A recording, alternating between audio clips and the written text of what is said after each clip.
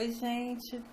Eu sou a Drica Bitarello, estou aqui a convite do Mailson Coelho, do canal Grudado nos Livros, para dar uma entrevista para vocês. Então, primeiramente, um grande beijo para você, Mailson. Esse teu espaço aqui do Grudado nos Livros é ótimo. Esse trabalho que você faz com a literatura nacional, principalmente com os autores independentes, é muito importante para a gente, é muito importante na divulgação da literatura nacional. Então, super beijo para você e vamos lá.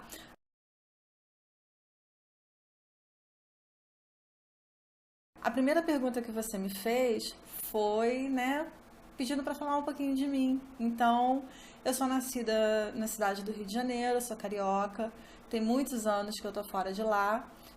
Hoje eu moro no estado do Rio, mas na região dos Lagos, estou fora da cidade do Rio faz muito tempo. Já morei em várias cidades, né, do Brasil, por conta de trabalho e tudo mais. E isso foi ótimo porque eu conheci muita gente bacana, conheci a cultura, né? O nosso Brasil é imenso, tem muita coisa legal para conhecer, muitos falares, muitas histórias, muitas sonoridades. Então, isso foi enriquecedor.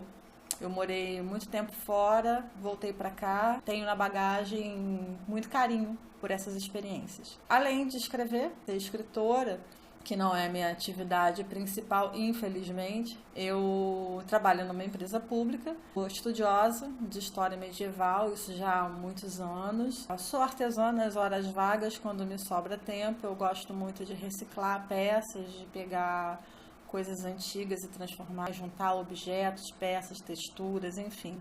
Gosto muito de trabalhar com madeira. E quando me falta inspiração para escrever ou concentração, uma das coisas que eu vou fazer realmente é mexer com esses materiais para dar aquela desopilada. E lógico, meu hobby principal é a leitura, né? Desde criança, sempre teve muito livro lá em casa. Eu sempre tive, né? Eu fui privilegiada, porque eu sei que isso não é comum. Já convivi com pessoas que nunca tinham lido um livro na vida. Acho isso muito triste, essa falta de acesso, mas eu fui privilegiada porque eu sempre tive acesso à leitura, eu sempre tive acesso aos livros.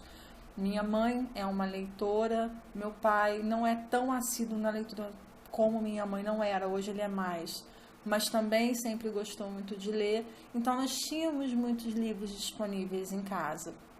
E eu li tanto livros infantis, tanto quanto eu comecei a pegar livros mais densos, vamos dizer assim, mais clássicos, numa idade muito pequena, né, com 12, 13 anos, assim, porque minha mãe fez letras e literatura portuguesa e estudou grego, então ela tinha muitos esses livros em casa, a Ilíada, a Odisseia e tudo mais. Eu tive contato também com isso muito cedo, eu fui muito feliz com isso. Embora eu entendesse pouco na época, mas eu tive contato com esse universo dos clássicos muito cedo e sem ser obrigada pela escola, né? Teve a famosa coleção Vagalume também, que foi uma das coisas que, assim, me entretia muito.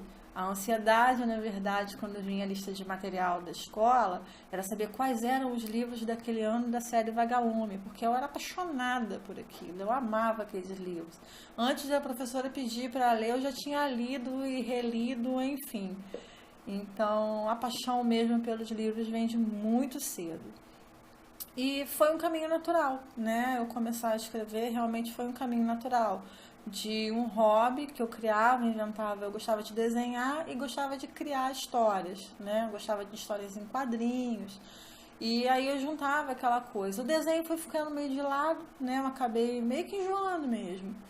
E comecei a curtir mesmo a leitura, a escrita, né? Eu escrevia histórias, escrevia redações, diários de criança, mas escrevia, contava histórias, né? Criava, tipo, teatrinhos com primas, participava de peças de teatro na escola.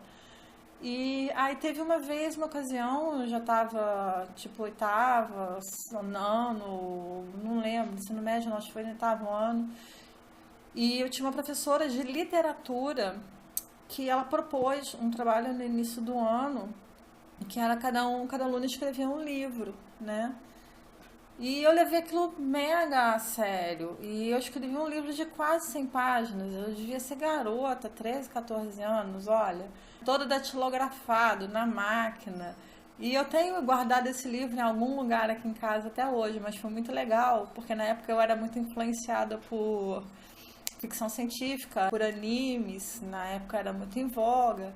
Então, meu livro era quase um plágio de um anime que eu assistia. E aí, depois disso eu fui evoluindo. Mesmo na época de faculdade, eu não deixava de escrever. E a coisa foi se tornando, foi crescendo naturalmente, né? Eu assumi essa questão da literatura, da escrita, não pude fazer disso uma carreira para me sustentar dela, porque infelizmente, ainda mais na época que eu comecei a escrever, né, a publicar, a lançar o que eu escrevia, o sonho de publicar era muito, muito mais distante do que é hoje.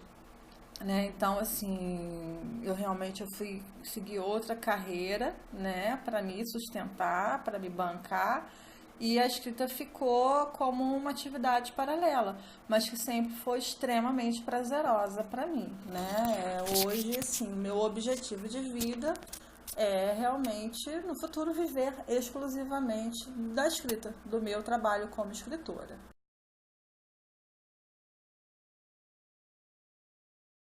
Bom, a primeira vez que eu publiquei foi em 2009 pelo Clube de Autores. É uma plataforma independente, on demand, né, onde você publica e a pessoa vai comprar quando compra o livro é que ele é impresso. Quando eu comecei, eu devo ser um dos primeiros cadastros lá, um dos mais antigos do Clube de Autores, muito pouco difundido, muito pouco divulgado. Né, foi uma saída que eu encontrei porque eu não tinha condição de bancar uma publicação de uma tiragem do meu primeiro livro, né? E sim, ele já estava relativamente divulgado. Eu já vinha de uma história, não publicar, mas né, de divulgar as histórias que eu escrevia, os livros, nos fóruns, na época lá do falecido Orkut. E conheci até muita gente bacana, que são amizades que eu mantenho até hoje, numa comunidade chamada Adoro Romances, né? Que era um gosto por leitura muito parecido. Então a gente tinha uns tópicos em que a gente ia publicando os trechos dos nossos livros. Era eu e mais outras autoras, que inclusive autoras que hoje também estão aí publicando, estão no mercado editorial. Né? Entre outros e outras pessoas que também estavam lá, hoje são profissionais do mercado editorial. Mas, enfim, comecei lá e a partir dali começou aquela história, você não vai publicar os seus livros, o seu livro é bacana, né? Era romance histórico e eu sempre tive uma pesquisa muito primorosa, eu sempre tive o cuidado de apurar a pesquisa histórica, porque eu detestaria escrever besteira. Lógico que sim, eventualmente pode passar uma coisa ou outra, pode, né? Mas eu sempre tive esse rigor. Isso daí foi chamando muita atenção, né? O enredo das histórias. Eu trabalhava com os personagens diferentes, né? Do que estava, né, mais em voga na época.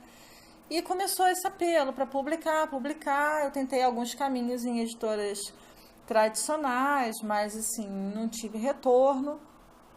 Lancei inicialmente por um site estrangeiro, que na época, antes mesmo do clube de autores, chamava Lulu. Parece hoje na Amazon, né? A forma como a gente publica era mais ou menos como se publicava no Lulu, só que no Lulu tinha, não era o e-book, era o livro, né? Impresso.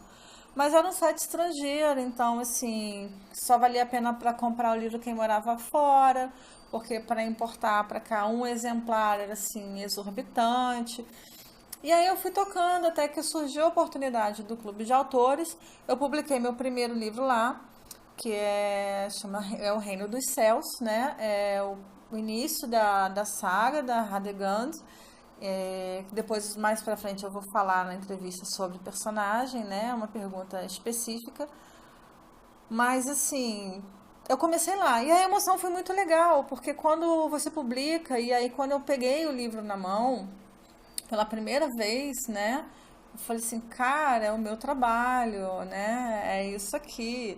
A capa era muito simples, né? Não tinha os recursos que se tem hoje, tanto em gráficos, em tratamento de imagem, né? O que tinha era muito caro. Poxa, a gente está falando de 10 anos atrás, né?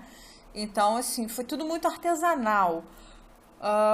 Mas ao mesmo tempo foi tudo muito prazeroso. Você publicar um livro, você pegar o objeto do seu trabalho ali, tocar o livro, né? A gente tem muito essa coisa do toque, do cheiro, do contato físico com o livro, a despeito do livro eletrônico. Isso é muito prazeroso, né? É um filho seu que está ali, é a sua obra, né? E ao mesmo tempo, quando você publica, você tem um friozinho na barriga. É igual deixar o filho sair para o mundo, entendeu?